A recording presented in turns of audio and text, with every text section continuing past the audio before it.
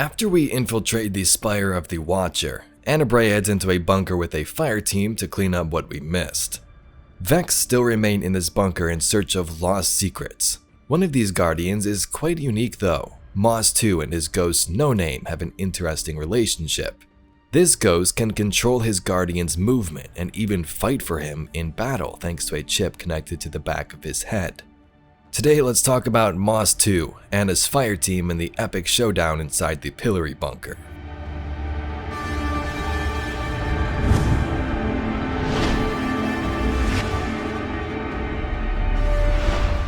The armor lore begins with Anna learning that the Vex have been scouring a pillory bunker after we went into the Spire of the Watcher and cleaned things up a bit. Osiris volunteers to go in, but Anna says no, don't do it, you could still be vulnerable from your coma, so she recruits 3 brand new guardians to go with her. 3 rugged guardians crowd a wooden table in the ether tank. Anna spots their Tex Mechanica gear in the crowd. She sends Neek through the mingling bustle of Elixian human patronage to order refreshments from the barkeep. Anna saddles up to the table, slaps her hand down. Wasn't sure you'd show after our talk. No one likes dealing with the Vex, gunslinger. The awoken hunter Earp grumbles from below the brim of his hat. Anna smiles and tilts her head, which is why I'm paying you for the trouble. We accepted before some of us knew we were dealing with robots that delete you from existence. A leather-robed exo-warlock MOSS-2 leans forward, followed by a ghost hovering close to his head. They're not actually robots, Anna grumbles. Nonetheless, a hazard like that costs extra. MOSS-2's eyes blink independently, followed by his ghost's iris as if in a sequence. Anna looks to Earp quizzically, who shrugs, then back to MOSS-2. What is this, a shakedown? A grizzled human titan at the table, Cogburn, stands. His mountainous frame towers over the seated guardians. Moss once claims to weapons, loot, or patterns we find. Boy's still fresh, grave dirt on his boots, needs all the help he can get. He booms, then turns to his partners. Why are we muddying this water, dancing around? Just ask her for it. Anna laughs, leans back to meet Cogburn's gaze, and stares down MOSS-2. I'm going to assume you shot that offer so high because you're hoping to get something in the middle. Here it goes. You get your normal payment, plus first print of any weapon schematics we find that Tex can fabricate. They'll fit those custom threads. Sound good to you, Moss? Cogburn barks with a gruff chuckle, sitting. If things get too hot, your ghost can just do it for you. Neek arrives, distributes drinks, and sits as Anna pulls a free chair next to her. Anna studies MOSS-2 and his ghost as they silently consider her offer. A cranial implant embedded in MOSS-2's skull flashes a light in sequence with his ghost's iris. What do you mean by that? I don't have a firm grasp on the light. MOSS-2's illuminated mouth forms a frown. But No Name does, so we share. The ghost settles into his open palm. Share what? MOSS-2 taps the blinking implant on his cranial plate. Everything, and we find your offer agreeable. The party share agreeing glances, then return a simple, silent nod before draining their cups. Rust-dirt expanse races beneath Anna's jump ship as it soars across the Martian desert. They drop in before the setting sun. The ghosts, Jinju, Bo, Naylor, and No Name stay with the ship, keeping it level as Anna, Cogburn, Earp, and MOSS-2 check weapons and leap to the observation deck of the Watcher's Spire. Grit rasps against their helmets as engine burn takes the jump ship to a holding pattern. Rasp settles into eerie stillness, punctuated by exhalation. The sights of Anna's Polaris lance find no targets. Earp holsters a polished cannon, looks to Anna, and squints. She squints back. What are you thinking? Easy. Odd, Earp grumbles, chewing the words like an acrid root. MOSS-2 peers out over the sand-sunken complex, eyes independently scanning the ruin. Nothing moving out there, the warlock drones, shouldering a beaten Exodus LMG. Good. Anna walks past them. I trust Earp's nose. Let's not count our blessings yet. Cogburn cracks his rime-plated knuckles and begins walking forward. If there is something to fight up there, I might as well find it now. If you start something, just keep it outside, Cogburn. Anna swipes her badge across a wall panel. It jumps forward, spews compressed air that kicks up a tuft of orange dust, and slides into the floor, revealing an unlit elevator shaft. The wall opposite of her is stamped with white lettering: Pillory Core Anchor, Spire Lift, Executive Paragon Hard Site. Seen that before? Earp asks, reaching out and tugging on the frayed lift cabling. Yeah, we're in the right spot, Anna confirms. Follow you down. Anna swipes her badge at a lone terminal illuminating an abandoned panic room deep within the complex. The first part of the chess piece is a bunch of protocols and information stored within this network that we've discussed in another video. If I read this, it's going to be paragraphs of confusion, but Anna sums it up in this next paragraph. Anna skims the readout and eyes the warnings of a foreign entity. There's still a sole divisive signature in the network. It's weak and disconnected, but it's active. Her fingers enter a flurry of commands. It's grouping dozens of file references for something called the Augur Mind. The Augur Mind looks like a predictive engine directing expansion of extrasolar colonies. Maya Sundaresh made a clairvoyant AI using Vex Tech, and the sole divisive want it, or want something from it, Anna informs. I bet we've been left alone because this networked Vex signature hasn't been threatened, but it'll eventually realize it's been cut out and start replicating. So we're in for a fight, radios Cogburn, his voice lifting. Site protocol is to blow the EMPs, so that's what we do, Anna says. But yeah, probably. How does an EMP affect me? MOSS-2 radios, voice uncertain. You'll be fine. Great, but we're leaving empty-handed? MOSS-2 protests. Like hell, Anna retorts, sifting through the console's directory. I can compress this entire site's data, including these frontier armament schematics, into a few engrams within minutes. Then we spin up the EMPs and make sure the sole divisive can never use this place again. Cogburn chuckles over the channel. There, you can replace that rotten piece of wood you shoot bullets out of. Maybe you can finally stop using your fists, quips MOSS-2. Anna cuts in. Before we start the compression, I'll have to quarantine the sole divisive signature, and it's not going to like that. Gunslinger, Earp's voice cuts through the chatter. What do you need from us? Terminal 0 link active flashes across Anna's wrist display. It'll be about 5 minutes from the beginning of the quarantine to the EMP detonation, she says, striding back out onto the observation deck.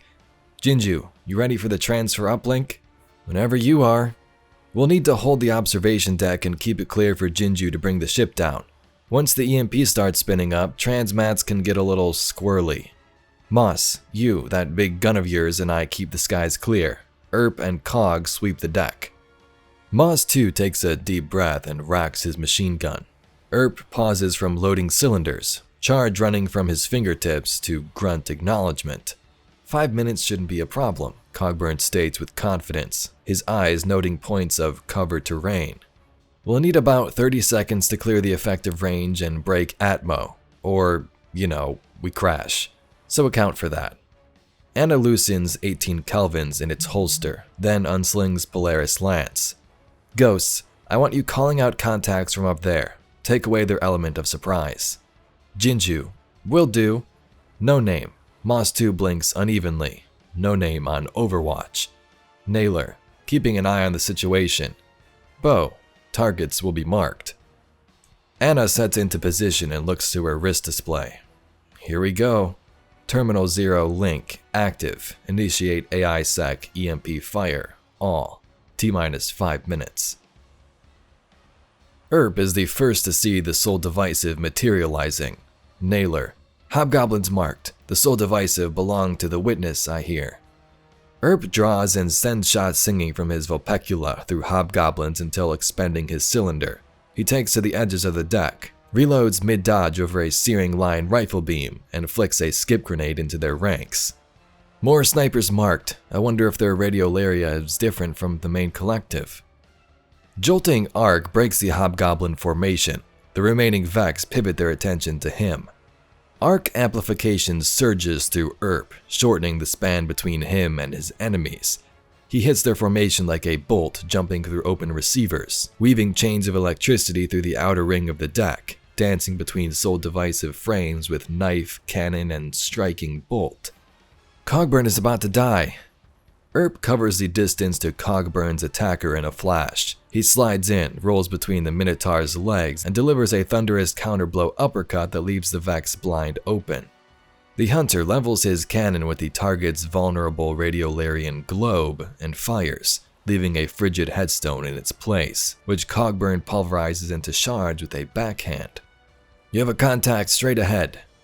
Cogburn lunges forward as enemies swarm the deck, shattering goblin after goblin with behemoth fists like stasis-encrusted pistons. He looks over his shoulder to Anna and MOSS-2 clipping targets out of the sky, Earp drawing a circuit through the Vex at his flanks. Minotaurs facing on your left. 3 newly materialized Minotaurs open fire. Cogburn is already in motion and slides under the blast on stasis sleet before hurling a glacial grenade to cover his advance. Stasis crystals encase the closest Minotaur, and Cogburn crashes through it with shattering force, destroying them all. Damn fine work. That's why I raised you. You're the closest I can get to a Cabal. Gunfire incoming. Right. Cogburn draws his barricade through a dark slev. A wall of stasis erupts to his right against the barrage. He dashes through it and into the Vex attackers, wrapped in hoarfrost mimicry and destruction. His fists rain on the Soul Divisive, an avalanche to bury them under the darkness they claim to serve. Cogburn stands in a heap of twisted frames, radiolarian pools freeze solid at the lips of his boots. A shot flies over his shoulder, downing a harpy. He tracks it to Anna at the southern deck edge. Anna Bray skewers a 5th harpy, causing it to combust in a solar blast that scatters the Vex descending on the southern deck. She hears Moss's gun running low when a Cyclops phases into being below the deck. Anna flings a gunpowder bomb high into the air and sparks it with a shot from her rifle, demolishing a dozen Vex with a booming explosion to open a firing window on the Cyclops. Anna, they're targeting the support structures. As more Cyclopses phase in around her, Anna slings Polaris Lance and thrusts her empty gun hand forward. Solar flame ignites in her palm, forged into a golden gun. The heat of her shots leaves a molten trench of pools of simmering light that drip over the observation deck. Her golden rounds combust the air and sear holes to the eye of each Cyclops, aiming to topple the spire from under beneath the Fireteam. How long, Jinju? Under a minute. Get ready. I'm starting my run. MOSS-2 braces his left arm and opens the barrels of his LMG to unleash a deluge of void into a darkening sky. Harpies take evasive action, but many succumb to the hail of heavy munitions before they align firing solutions on the Warlock. The Ghost No-Name speaks. From MOSS-2's right hand, an empowering rift flows, coaxing a child of the old gods from non-existence into the descending Vex, detonating built-up volatility into a chain of violent consumption. MOSS-2 and No-Name takes cover to reload, and the Vex rain laser fire upon them. A host of Minotaurs push his position. No-Name, his right eye juts to the advancing Minotaurs. His right hand snaps toward them, palm open, and discharges a handheld supernova that deletes all but one Minotaur. It phases to his backside. MOSS-2 drops his machine gun to draw a sidearm, but the Minotaur is too fast and drives a metallic arm through the Warlock's gut, pinning him to the deck. Moss gasps, "Take over, now!"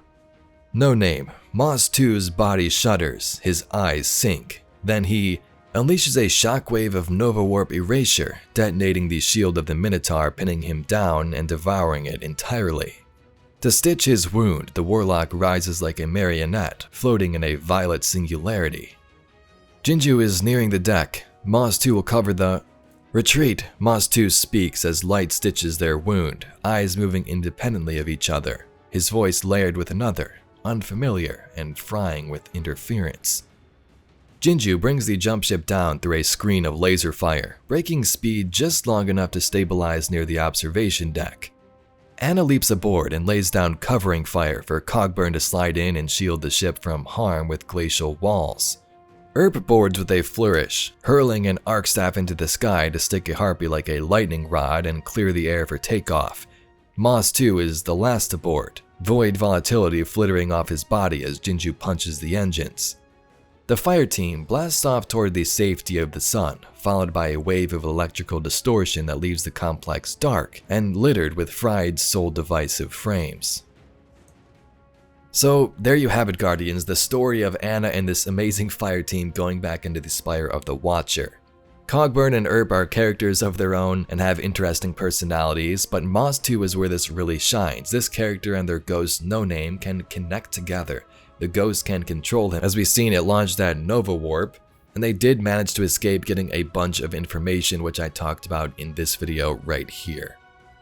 But if you'd like to see some other Destiny lore and mysteries just like this video, please be sure to subscribe to the channel. Anyway, I thank you very much for watching and I'll catch you all in the next video.